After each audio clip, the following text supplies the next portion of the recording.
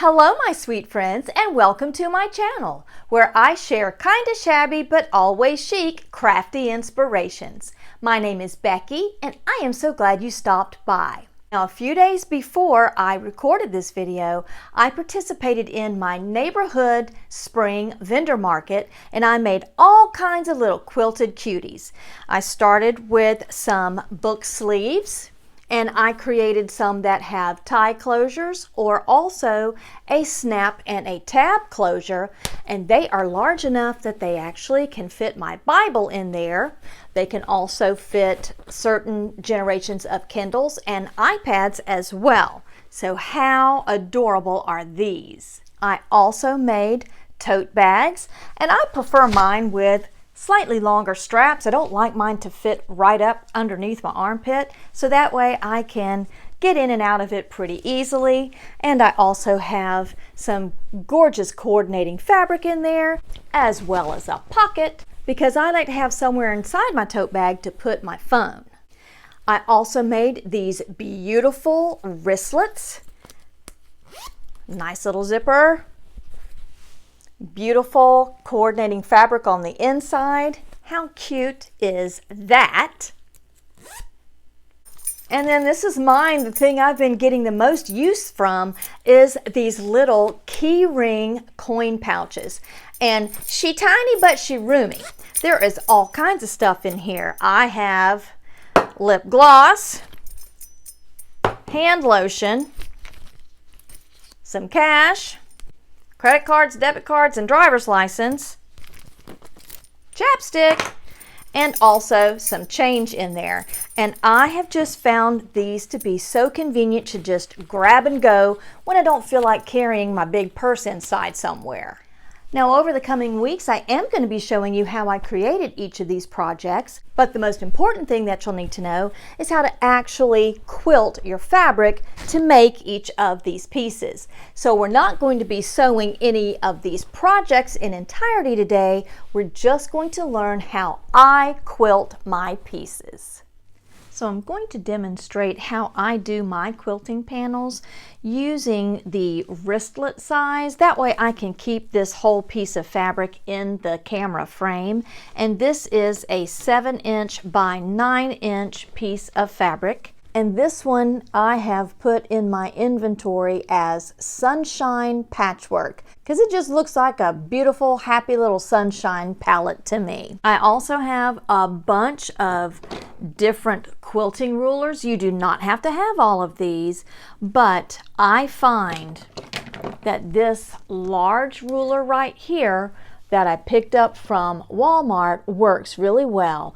You can also find these at fabric stores, and they can be purchased on Amazon as well. I'm going to demonstrate on a piece of cardboard so you can see the numbers on here a little easier, because this is of course a clear ruler so you can see through it to see your fabric. On this ruler you see it says 60, 45, and 30, and it has these lines right here. So what I do is I take that 45-degree line and I place the beginning of the line at the corner of my fabric and then align that so it goes all the way across the top of my fabric, and then I draw my line to get my first line of stitching. So now I'll do that on the fabric.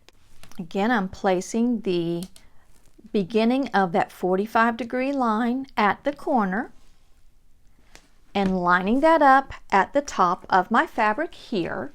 And now I'm going to take a pin. These are heat erasable sewing pins. I get them in a package of several colors like this, and then they also come with multiple refills, because this special ink that is in here again erases with the heat of your iron, but you are going to go through these pins like crazy. Then I just mark down my fabric, applying light pressure, and it's not going from corner to corner. You see that it's a 45-degree line. Once I've done it from the top, I'm now going to come over to the right side of my fabric, turn that at the top, take my 45-degree line on my ruler, place the beginning of the line at the corner, and then line that up with the edge of my fabric. And again, we're just going to mark our line.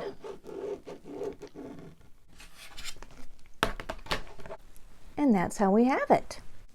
And now as I mark the rest of my sewing lines across this way and then across this way, you need to decide what width you prefer. And I prefer my lines to be 1.25 inches apart. This ruler here is 1.5 inches wide, and so if I place this line of my fabric on this line of my ruler, that gives me 1.25 inches wide. So then all I have to do is continue marking my fabric 1.25 inches with those stitch lines 1.25 inches apart.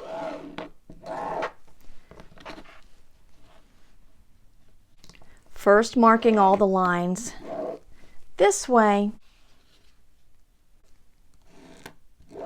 I can come back and do the same thing and mark the lines going this way.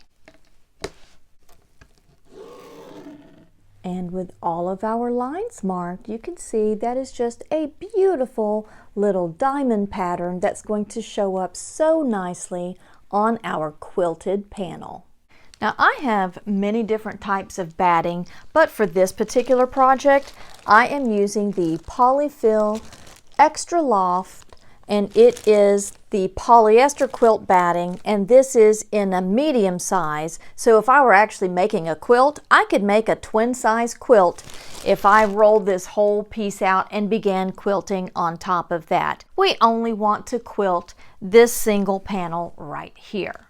I begin by using some of these large quilting pins. I got these off of Amazon, and you can see that they are a much bigger size than some normal little pins here that I would use to sew clothing. And they come in a little case like this, very, very convenient. And so I'll take my pins and just pin along those stitching lines in a couple of places. And these pins are going to be removed as we begin sewing our quilted panel. And you just want to make sure that the batting isn't going to move on you. So again, I just pin them down in a couple of places just to make sure it's not going to move on me when I start to sew. Then I'm going to cut this out a little larger than the fabric panel itself, just leaving a small little excess around the outside, around 1/4 inch, 1/2 inch, something along those lines.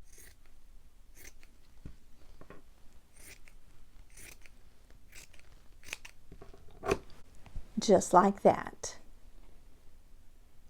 Normally, I would take this to my machine that is over on the table behind us here, but I thought I could bring my smaller machine onto my craft table and see if I could show this to you a little better. I begin by stitching all of my lines going one way first, and then stitching the lines going the opposite way.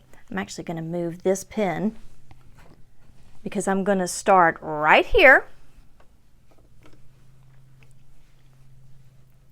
Put my presser foot down. My stitch length right now is right at about a 3.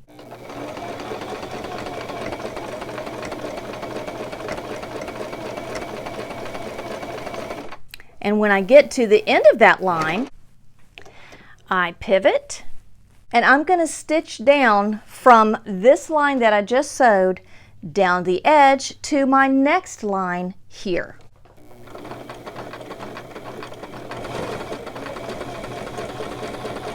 Then when I get there, I'm going to lift up my presser foot and I'm going to pivot, and now I'm going to stitch down this line.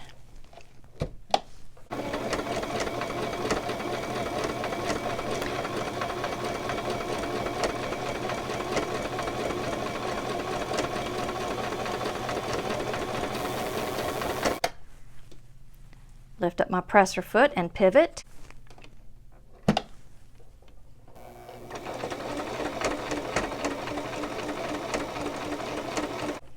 Lift up, pivot, and now I'm going to sew down this line. It's a little hard to do because I'm sitting kind of sideways, trying to make sure that this is in the video frame.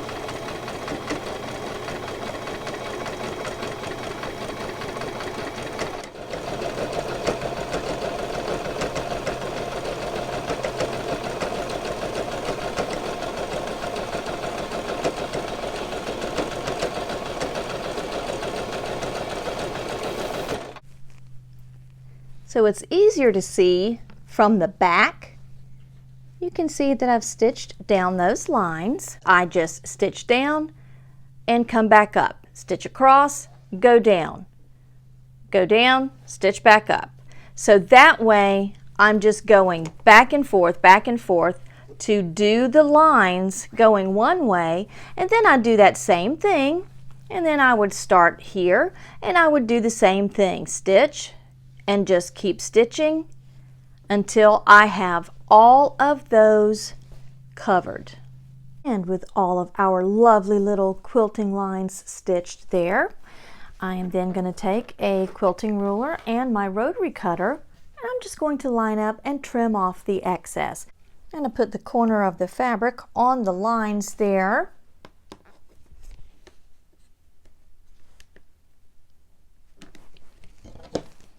And then very carefully cut off that excess. And I'm going to do that same thing on all four sides of my piece of quilted panel here. And after trimming, my panel ends up being 8 3/4 wide and 6 3/4 high. And now the last thing that we need to do is use our iron to remove those quilting lines that we used as a guide. And I am not pushing down, I am simply hovering over with my hot iron and letting the heat and a little bit of the steam remove those lines.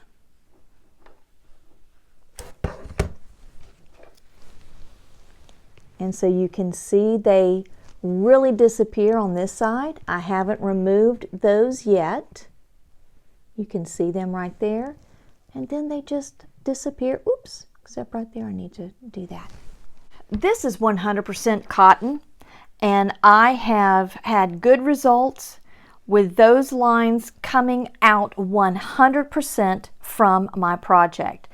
I would test them out on a different type of fabric. Let's say if you were going to use, I don't know, a satin or velvet or something along those lines, I would definitely test that out before I marked up my fabric, because again, I've only used them on 100% cotton fabric. After pressing, all of those quilting lines just come right out, and you are left with just a beautiful quilted panel to be made into tote bags, wristlets, zipper pouches, coin purses, whatever you decide that you want to make. And that is how I do my quilted panels for my projects.